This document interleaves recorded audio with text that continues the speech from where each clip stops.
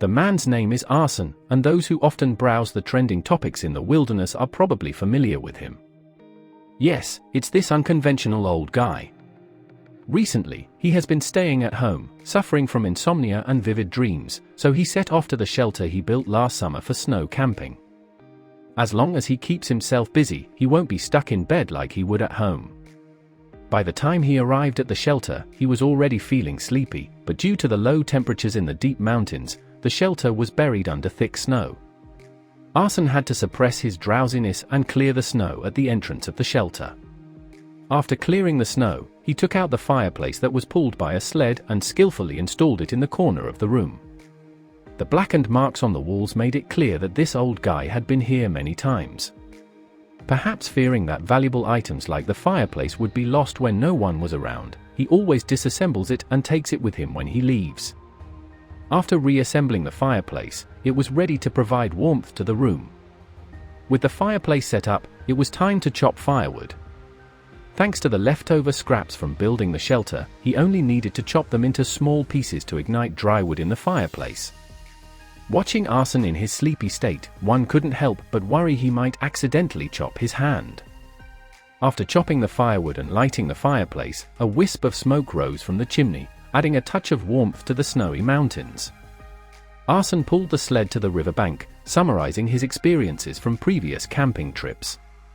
To prevent the high temperature of the fireplace from damaging the walls, he collected some large river stones and loaded them onto the sled. With that weight, it would be difficult for most people to pull, but it was no challenge for Arson, who had spent years in the wilderness. He stumbled and rolled his way forward, finally bringing a heavy load of river stones back to the shelter. Placing the stones next to the fireplace not only protected the wooden walls but also allowed the stones to absorb heat from the fireplace, keeping the room warm for a longer time. Truly a master of survival in the wild, he considered every aspect.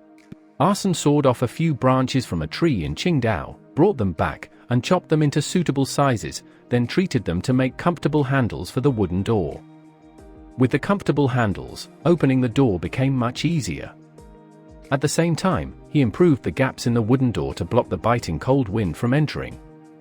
In the deep mountain forest covered by heavy snow all winter, it was hard for small animals to find food. Caring Arson used sturdy wooden stakes to create a feeding station.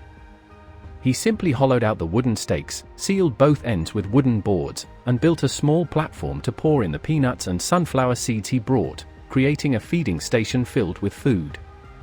Snowflakes began to fall from the sky, and to ensure the small animals could eat early, Arson tied the feeding station high up on a tree trunk with hemp rope.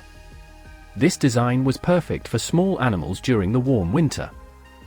So he pulled the sled back to the riverbank, mixed river water with snow, and brought back a load of wet snow to build a snowman at the entrance of the shelter for decoration. After making a pure white snowman, he decorated it with colorful ribbons hanging from the pine tree, truly treating the snow camping life like a festival. Once everything was set up, Arson boiled a pot of water on the fireplace, adding fresh fruit chunks to simmer slowly. At the same time, it was mealtime, so he chopped up the fresh ingredients he brought, mixing onions and carrots, and heated oil in a pan to saute them. The beautiful scenery outside the window was a delight, making cooking while enjoying the view a truly pleasant experience. He added minced beef to the fragrant vegetables and sautéed it for flavor.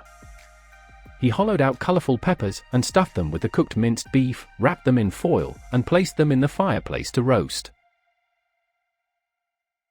After the fruit tea in the pot was ready, Arson took the steaming fruit tea, sat at the entrance of the shelter, and leisurely sipped the hot tea while enjoying the beautiful view. Such days were truly stress-relieving and relaxing. Once the food in the fireplace was ready, Arson held the delicious meal and began to feast in the warm shelter. The juices from the beef combined with the aroma of the peppers made him savor every bite. After a hearty meal, Arson, exhausted from a full day of activities, fell asleep early, completely forgetting about his insomnia and vivid dreams.